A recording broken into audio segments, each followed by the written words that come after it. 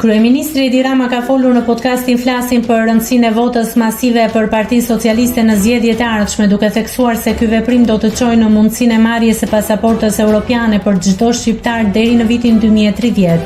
Ai ka shpjeguar se ky hap do të ndihmojë në mbylljen e një historie të turpshme dhe do të mundsojë që shqiptarët të kenë më shumë mundësi për të punuar dhe studiuar në vendet e Bashkimit Evropian. Rama ka shtuar se për të arritur këtë qëllim, Partia Socialiste ka nevojë për një mandat më të fortë se ato të mëparshmet, duke nënvizuar se një votë e bashkuar mund të çojë në realizimin e këtij plani, duke eliminuar diskriminimin ndaj shqiptarëve dhe përmirësuar mundësitë për lëvizjen e lirë në Europë. Edi Rama: ne mund ta mbyllim historinë poshtëruese. Mos të na shohin më si dele të zeza, mos t'i japim llogari një polici në aeroport, sepse po hym në një vend të Bashkimit Evropian dhe kur do të ikim. Ne do i sigurojmë çdo shqiptari pasaportën europiane të Shqipërisë. Në pasaport do të shtohet edhe Bashkimi Evropian. Na duhet një mandat më i fortë se 3 mandatet e mëparshme. Me votën e bashkuar mund të kemi mundësinë që të pajisim çdo shqiptar me pasaportën europiane.